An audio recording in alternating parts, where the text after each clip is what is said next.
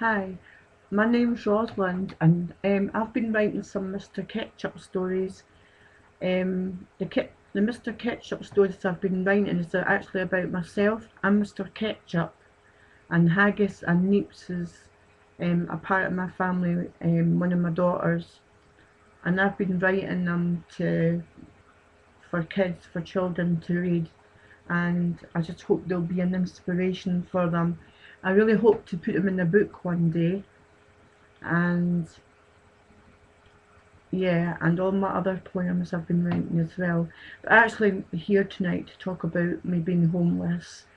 Um, a long time ago, I was about 17 and I had nowhere to go. My mum had mental health problems and she threw me out, and um, I was working in a steak bar at the West End at Shanwick Place in Edinburgh, and I had nowhere to go, so went to the Waverley station to see if I could spend the night in there, a couple of nights anyway.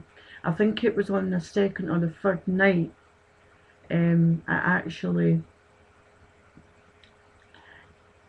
my work sussed something out that was wrong with me, and I was feeling rather weary, and I couldn't do my work. I couldn't concentrate on cooking, and they asked me what's wrong, and it took a little while before I kind of told them what was wrong.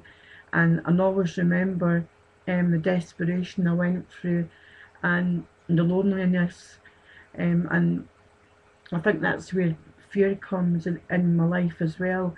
When I was homeless and I was feeling insecure, and a part of me felt rejected by my mum, so it was really difficult being homeless because no one wants to know. They always put the nose up to you, and they think they're better than you, and they think they're prideful, and they think you're just a piece of dirt in the gutter, um, and they just walk past and they couldn't care less.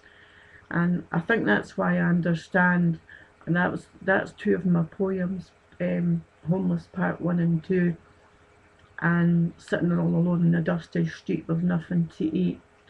Um, I sort of understand because I've been there myself, and it's really dreadful. You just feel a nothing and a nobody. You don't really feel that you belong to the society.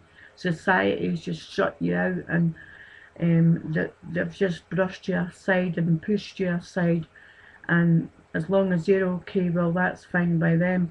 But they just turn a blind eye to you and walk past you. They don't really know the circumstances that people are in.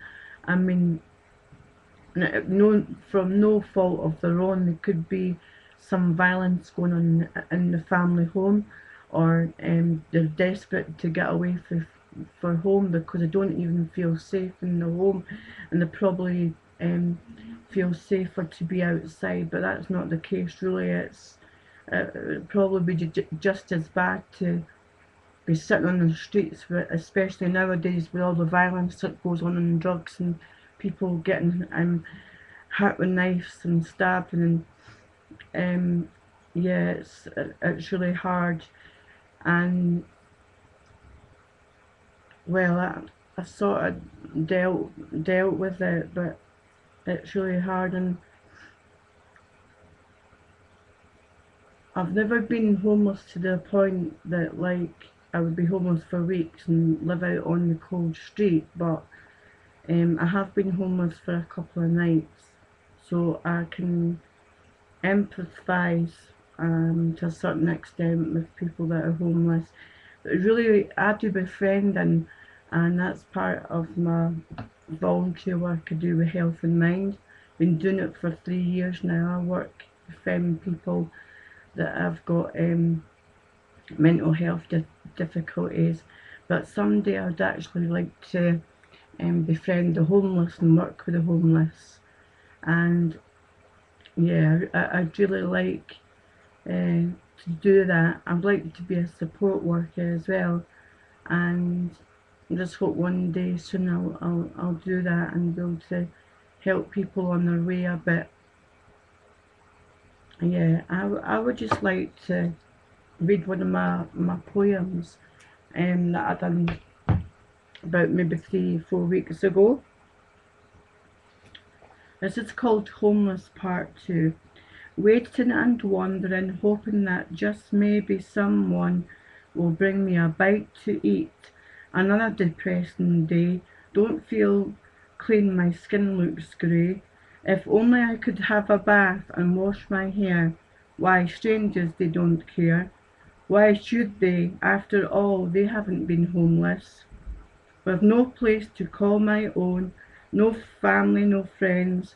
My throat has been hurting for days. I feel so ill. Please can you spare me some change? Men and women passing by in their posh clothes. The world is a sad place to be. Greedy, selfish and rude. Homeless people, we are nothing. We are tramps. Well, it's not our fault.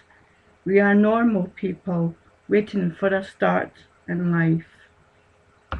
Yeah, I just believe that you should actually just give people a chance in life, and people are human beings after all, and God made us unique, and we're very special to Him, and we mean the world to God, and yeah, we should just go for it and go for our dreams, and whatever gifts and talents we may have, we should believe in ourselves enough to develop them and make them shine forth. And that's what I've been doing on YouTube and on the website. It's on Google.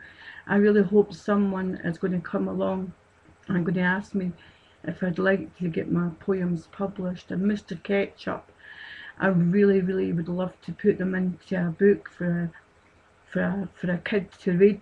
They're so funny, and I think it's so hilarious, and I thank God that He's given me the gift, that I'm able to do that and make people laugh. But it's an awful lot of money, and I just not got that sort of money. I'm a single parent, I know how that feels too, and I really need someone to sponsor me. So if there's anyone at all out there listening to this video, and if it goes on the interstate or anywhere, I just pray that they will have compassion, and that they'll get in touch with me, and that I'll be able to get all my poems published, and Mr. Ketchup, my funny ones, stories put into a book for children. I'd really love that. Well, I hope you are okay with this video, and I hope it talks to you and it speaks into your life, and may God bless you. Bye.